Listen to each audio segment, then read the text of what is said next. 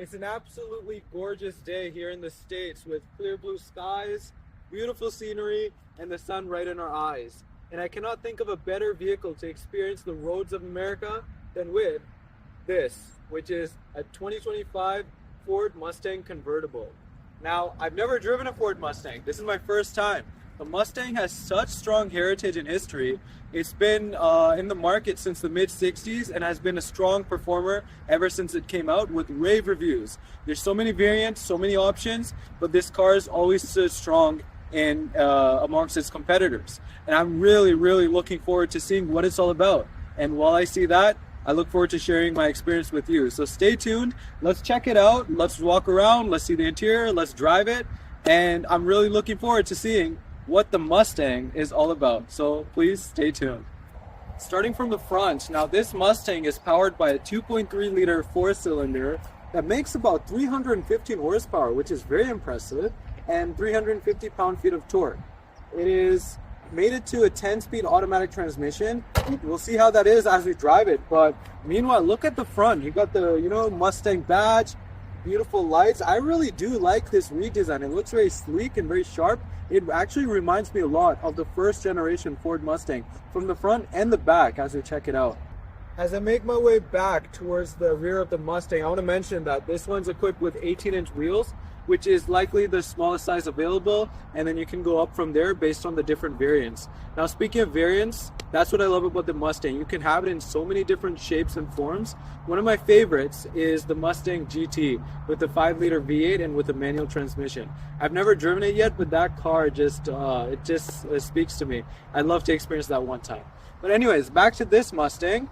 Here's the rear design. As I was saying, it reminds me a lot of the first generation Mustang, especially with these smaller lights and the simple design.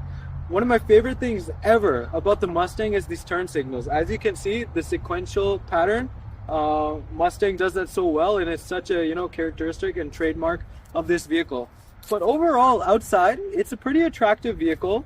It looks sleek, it looks simple, it looks elegant, and it does not look like it strays away from the Mustang heritage. So before I climb inside the Mustang, let me just show you the rear seats. They're not as comfortable. As you can see, I can barely even put my hand through, let alone your feet, as it's set to my driving position. So not much space, but the front seats are very comfortable. I do want to highlight that. They are very plush and soft, and I really appreciate that. So many cars nowadays have such hard seats, including the headrest, but the Mustang is not the case. And honestly, this is probably one of my favorite features of this vehicle, and it would almost sell me on the seats alone. As we get into the cockpit, here's what it looks like, right? This is the all-new redesign, so you have this whole single cluster with two separate screens. The screens are very good. You probably get reflection on the camera, but it's not as bad in person. There's good backlighting, and then you also have many modes and features. Before we get into that, let's just look at the layout. You have like this faux kind of carbon fiber look plastic.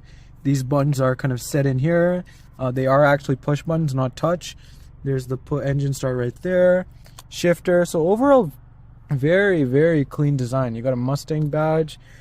I actually like this interior. Good visibility. It doesn't feel like you're sitting all the way in the car or all the way on top of the car. It's a good balance. The hood still looks aggressive and you still feel it in your face, but it does not feel like you cannot see anything around you. So the car is low, but the visibility is not bad. However, speaking about visibility, these mirrors are quite small, so they might take some time getting used to. Now let's look at all the modes and controls.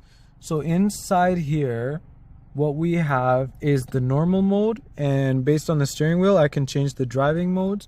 So if we go to sport, then the gauge cluster changes, as you are just about to see. Say that's the sport kind of gauge cluster, and it also adds in a sport mode, shifts a little more aggressive, and also sounds a little better, which I've noticed. Track mode is full on track mode, as you can see, just focus on the RPM gauges. Traction control is turned off, so be careful on that. And then you also have drag strip mode. Now I tried this at a traffic light, and this thing squeals. It slips the wheels so easy, but it's so fun. Just be careful. And then slippery mode, let's see how that looks. Yeah, so that's just back to the normal cluster. I'm gonna keep it in sport mode because that's what I've been enjoying driving this in. And then you have this center screen, you have Android Auto, Apple CarPlay, you have all the climate controls kind of built into here, and individually control whatever you need, heated seats, things like that.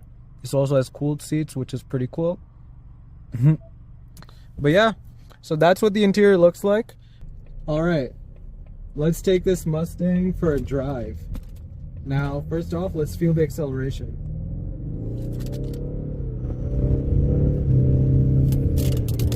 Even the camera got shifted, so this is pretty good. 315 horsepower, 350 pound-feet of torque. The response is good, especially considering it's a 2.3 liter four-cylinder. I'm pretty impressed, and it doesn't sound half bad either. Now, what else? So we got some twisty roads coming up, and let's see the steering. So this road has a lot of bumps and grooves, and what I'm noticing is the steering feels direct as I turn it in. Let's see, here's this big bump. It does not feed back the road effectively into the steering, right? If there's a slight disconnect, it feels kind of artificial. Like the vehicle soaked up that bump, but I did not feel it in the steering itself, which is very interesting. Transmission is pretty good. It's a 10-speed automatic, and it's a good transmission. I like the shifts. It's very predictable, quite accurate. However, one thing that's strange is I do not have any way to manually shift it unless I'm missing something. There's no plus minus on the shifter. There's no paddles. Maybe it's just a feature that's missing on this car. But that feels strange, especially considering I have sport mode. It'd be nice to have the manual shift feature. But other than that, if you're fine with driving it in full automatic mode, it's a pretty good transmission. The ride is quite comfortable. It's very compliant. The ride does not feel extremely stiff. I'd say the ride is very relative to the seats. They're very supportive, very sporty feeling, but at the same time, it is very comfortable for longer driving. I actually do like the ride of this. The wheelbase, the suspension, everything feels fine and correct, and the weight distribution is nice too. When I was taking it through the twisties, it felt pretty planted, and I did not feel like there's too much weight on one end or the other. So that's pretty impressive, especially considering Mustang history. This thing feels like it handles quite well, so I'm impressed. Some other things that stand out while driving this Mustang is the visibility. I like where I sit. I like how I can see a lot of my blind spots mostly. I like that I can see the road pretty clearly. I'm not too inside the car or too on top of the vehicle.